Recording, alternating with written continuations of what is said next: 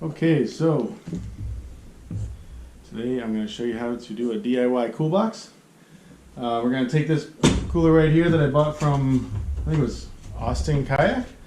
Angle cooler, same ones Coolshirt uses. I'm going to drill a couple holes in it. I've already marked them out here. We're going to put some tubes through it and a pump inside it.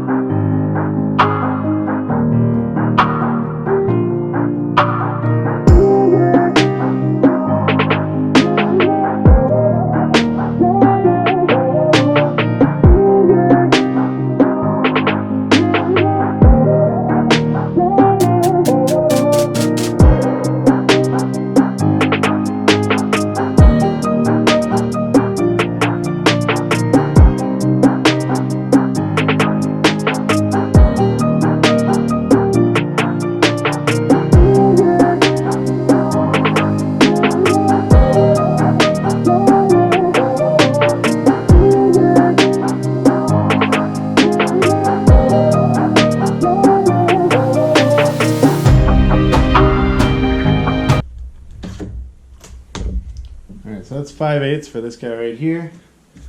I hope that fits ever so nicely. I like kind of thread it in. Maybe I'll just thread it in because that's going to create like a really tight seal there. The back's going to get drilled out quite a bit bigger to fit this guy, so we're going to screw this guy into the back of here. I'm going to seal it all up with some JB Weld.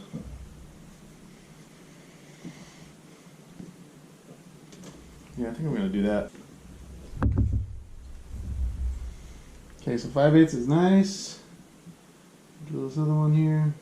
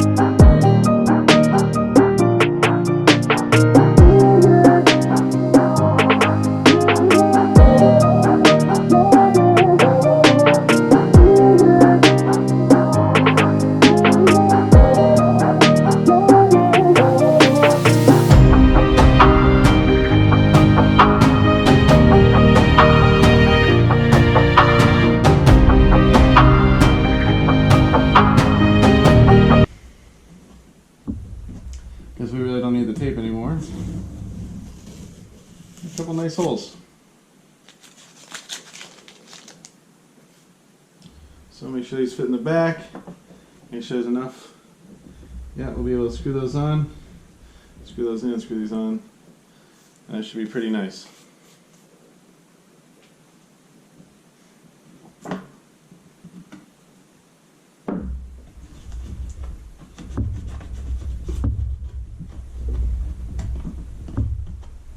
That one might have to be opened up a little bit. So my idea, I'll make sure all that stuff's in there, is to thread these into the side here. This one threads really nicely. This one might have to be opened up. And then thread those onto the back of it. And of course I'm going to seal all this up. So I'm going to actually take all this apart and JB weld it with the Marine JB weld before I actually finish this.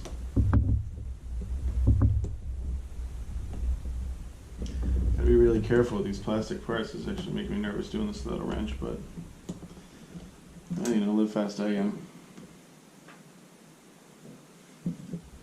Yeah, this one's not. This one's pretty even. This one's just not even close. Well, okay, maybe it's okay. Actually, look at that. I think when it's all the way in, it'll flatten out a little bit against the wall. Like I said, we gotta make sure we can get these brass parts on the back too, so I'm actually gonna go get a wrench for that one.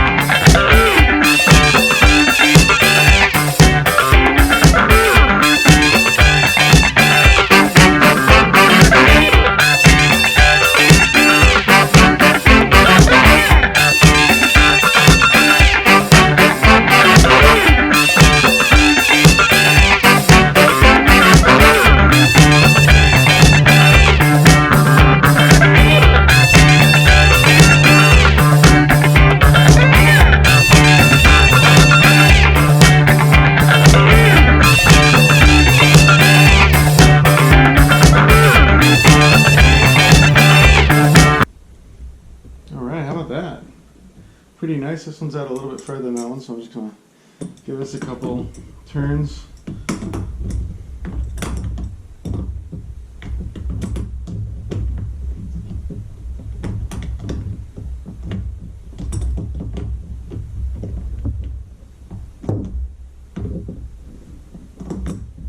think I'll probably turn this one by hand from now, yeah. So alright, pretty nice. Almost centered. Looked pretty good. Set it cooler.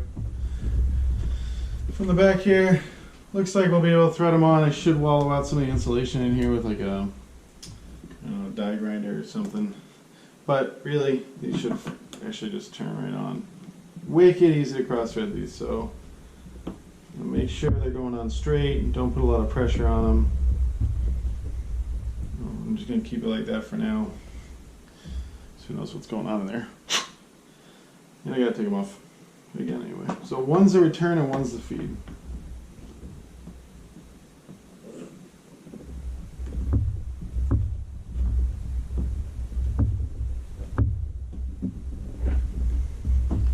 Just like that.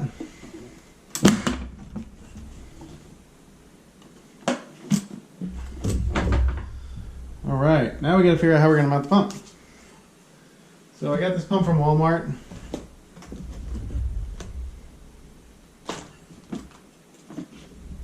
There's the bit I was looking for. I got this pump from Walmart. Of course, I have nothing to open it over here, so I'm going to go with a pair of scissors. Got some mean looking kitchen scissors here.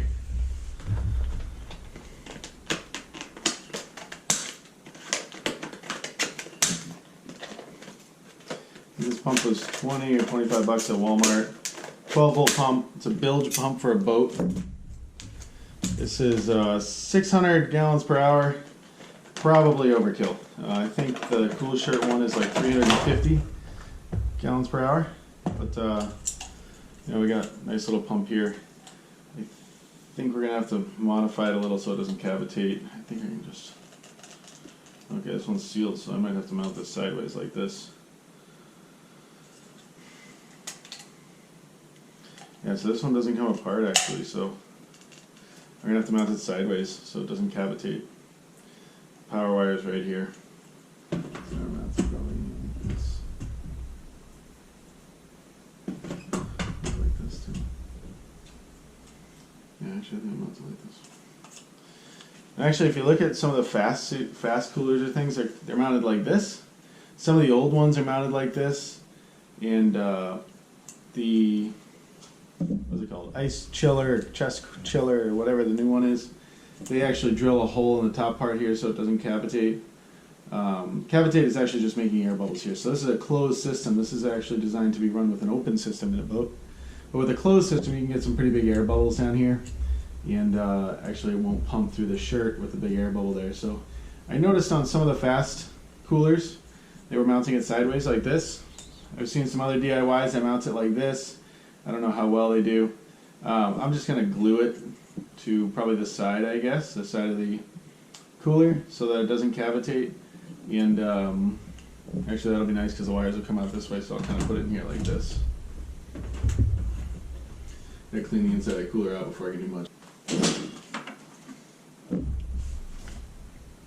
Alright, so we're mildly cleaning there. This came with instructions, some screws. I don't know if I'll drill into the bottom of the hand, just epoxy it, so I'm not going to. Some people do drill into it.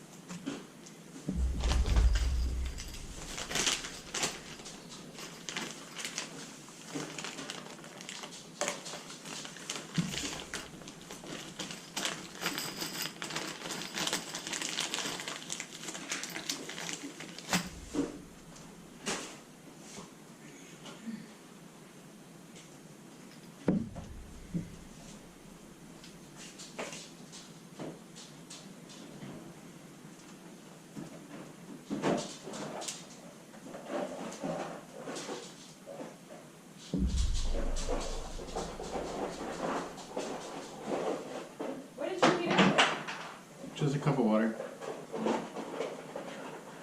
You want to see why? You want to see why? You want me something? I know you don't care, but... In my cup?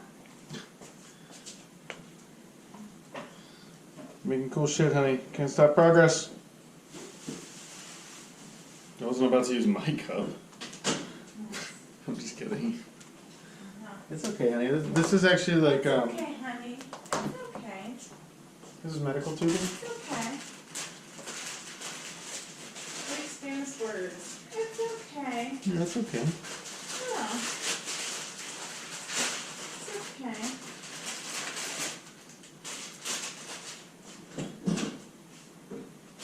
Actually thought it was pretty clever.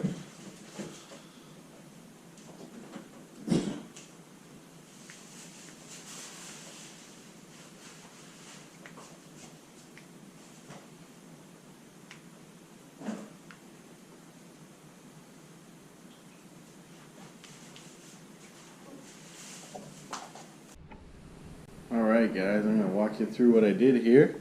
I'm sitting here in my dining room. So, we've got the Angle cooler. Bought it right from Austin Kayak. Nice airtight cooler. Same one GoPro, or same one Coolshirt uses. Inside, you can see I've mounted the pump to the side. This was to reduce cavitation. Worked pretty well this weekend, so I think that's probably a good way to do it. I have a little reducer here. Going to the pump and then out to this line here.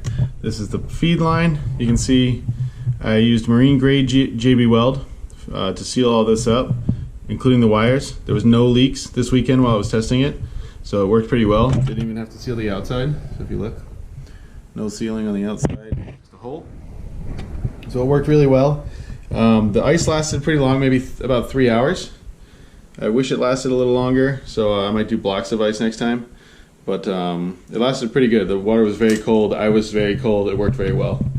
The only other thing I did to this was I added this waterproof connector. I think I got these off Amazon. They just look like this.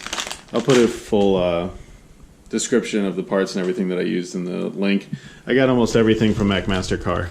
So all these nice, push to release fittings and stuff like that, all from McMaster Car. And that's basically the cooler. The only other thing was I attached the pump to the cooler itself with JB Weld. So I had to sand it in here and then attach it. It actually fell off the first time I did it without sanding. And with all the ice and all the water in it over the weekend, didn't fall off, didn't cavitate, worked pretty well. This tube here, just a drain tube for the water to go back in. I just cut it at an angle so that the ice wouldn't build up on the end of it if that were to occur. I don't think it really ever could, but that's it. Pretty simple setup. I just mounted it to the car. I just mounted it to the floor with some angle iron, and it comes with a strap that goes through these here. So I just ran the strap underneath the angle iron, bolted the angle iron down to the floor, ran the strap over the top, and down the other side and tightened it up. You can see it got a little bit dirty over the weekend. This is one drift day. If I were you, I'd probably get the gray cooler so you can reduce kind of these smudges and stuff like that, but lasted pretty well for being in a drift car, I think. Here are the lines. So these lines I also made. I got the tubing from McMaster Car. You can see a little bit more over there.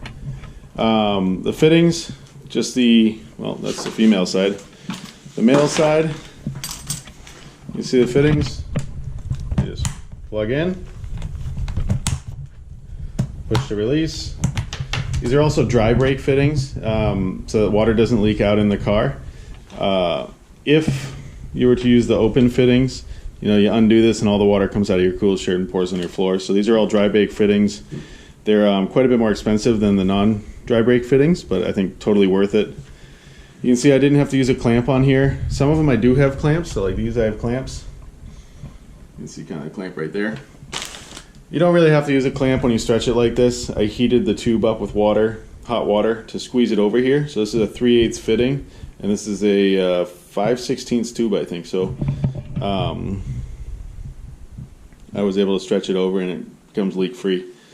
And I just made these long enough to reach my passenger side floor. So they go up over the center console and right to the driver's seat where I can clip in my Coolshirt, which isn't here. I'll have to go get it. So the other end is the Coolshirt side. So same fittings as here.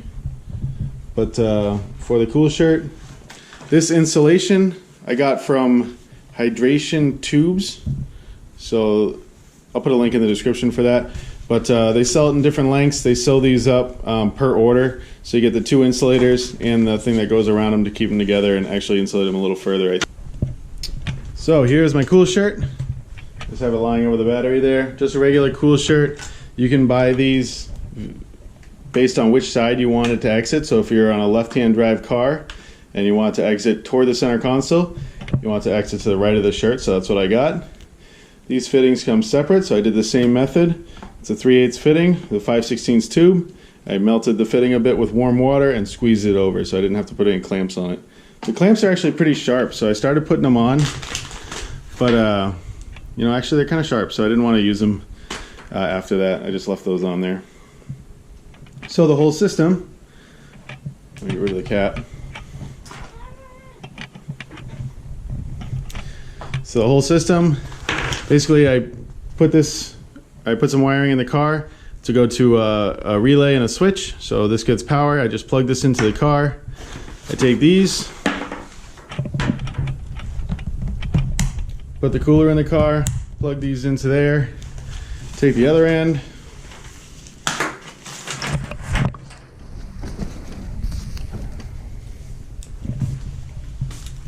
plug it into the suit. Doesn't really matter which way the water actually flows through the shirt. I found I just grabbed 2 of them and threw them on, and that's it. You know, you put the shirt on, you know, before you do all this, and it was very nice. I mean, very nice. I was able to sit on grid without sweating for maybe 20-30 minutes. I changed the ice in the water every few hours. I think you know, we just scoop some of the water out. You could make it so you take the whole cooler out and pour the water out and put new ice in, or use blocks of ice to make it last longer. But overall, I'm pretty happy with it. It works extremely well. It really worked extremely well. I didn't have to pay, you know, Coolshirt or Ultra Chiller for a ton of money for their kits. Saved a little bit of money. Now, I bought all this before Ultra Chiller came out with their kits, so now I'd probably just buy the Ultra Chiller kit and do the DIY cooler. But you know, they also come with a little bit cheaper of a shirt, but I don't think it's as good. You know, there's not as many lines running through it. They're not separated so much. You can see Coolshirt actually separates all the lines with these nice custom connectors, so you know, you get water flowing in several different circuits instead of just, you know, through one tube. So pretty happy with it. In fact, very happy with it. I'd recommend it to anybody that sits on grid for any amount of time or sits in a hot race car for a long amount of time. You know, I had it on and a couple of people had mentioned it, but you know, honestly, I was cool in my car on grid, and everybody else was opening their doors and fanning themselves, and their hair was wet from sweat, and it looked pretty miserable without this. So I recommend it. All right, thanks for watching. Hit the subscribe button if you want to see more videos like this, and that's it.